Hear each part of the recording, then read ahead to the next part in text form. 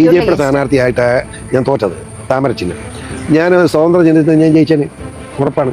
ഞാൻ എല്ലാ മര്യാദയോടും കൂടിയാണ് പറയുന്നത്. ബഹുമാനപ്പെട്ട നമ്മുടെ PC ജോർജ് പറഞ്ഞ ഈ കാര്യം ഞാൻ ജനങ്ങളോടാണ് ചോദിക്കുന്നത്.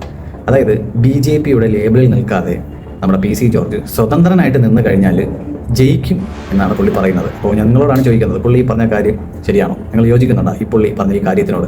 അതായത് ഇന്ന് കേരള രാഷ്ട്രീയത്തിൽ ഏറ്റവും കൂടുതൽ കൂടുമാറി പ്രവർത്തിച്ച ഒരു മുതിർന്ന ഒരു നേതാവ്, അതായത് അറിയപ്പെടുന്ന ഒരു നേതാവ് നമ്മുടെ PC ജോർജാണ്.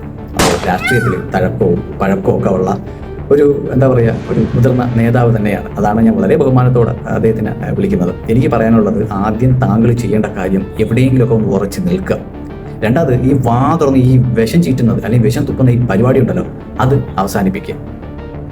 താങ്കൾ എത്ര പ്രാവശ്യമാണ് പബ്ലിക്കിലൂടെ മൈക്കിൽ വിഷം വിളമ്പിയതിൻ്റെ പേരിൽ പോലീസ് അറസ്റ്റ് ചെയ്തുകൊണ്ട് പോയത്? അതുപോലെ താങ്കൾക്ക് ഓർമ്മയുണ്ടോ? അപ്പോൾ അങ്ങനെയുള്ളൊരു സാഹചര്യം കേരളം കാണുമ്പോൾ, അല്ലെങ്കിൽ അങ്ങനെയുള്ളൊരു സാഹചര്യം കേരളം മനസ്സിലാക്കുമ്പോൾ, ഈ നാട്ടിൽ പ്രത്യേകിച്ചും കേരളത്തിൽ വർഗീയത എന്ന് പറയുന്ന സാധനം ഈ പറഞ്ഞ എല്ലാവർക്കും താല്പര്യമില്ലാത്ത ഒരു സബ്ജക്റ്റാണ്. അപ്പോൾ ആ ഒരു സബ്ജക്റ്റിനെ നിങ്ങൾ പൊക്കി പിടിച്ചുകൊണ്ട് വരുമ്പോൾ അതിനെ വിശ്വസിക്കാൻ നമ്മുടെ കേരളത്തിലെ ജനങ്ങൾ അത്രയ്ക്ക് മണ്ടനാണോ PC ജോർജ്?